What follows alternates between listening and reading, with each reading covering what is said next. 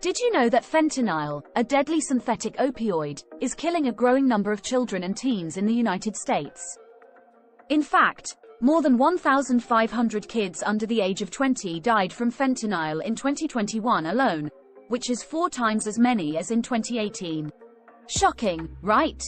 Fentanyl is a lab-made opioid used for pain treatment that is 30 to 50 times more potent than heroin, making it lethal at a much smaller dose.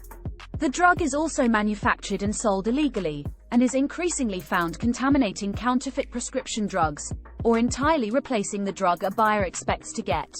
What's even more concerning is that many of the fentanyl deaths among children and teens occurred at home, and the vast majority were accidents.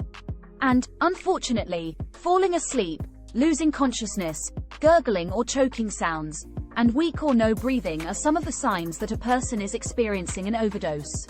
So, what can we do? NALOXONE, a medication that can reverse an opioid overdose, was approved for over-the-counter use in March by the U.S. Food and Drug Administration. If parents have the medication on hand, they can reverse the effects of the opioids almost immediately. It's important to raise awareness of Narcan among teenagers too, as they have a lot of questions about how to keep their friends safe. By discussing overdoses with teens, we can help them understand an individual's risk and how to respond if they're in crisis. Let's educate ourselves and others about the dangers of fentanyl and work together to prevent further tragedy. Thanks for watching, and don't forget to subscribe to #things for more important updates like this.